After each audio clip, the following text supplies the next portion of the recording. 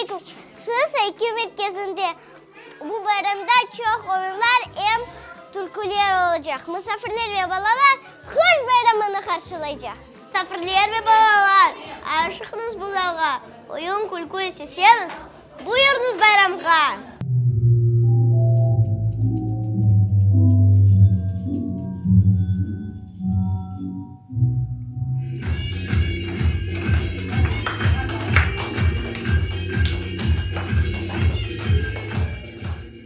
Biz bugün Altın Yusuf masal kıstırdık.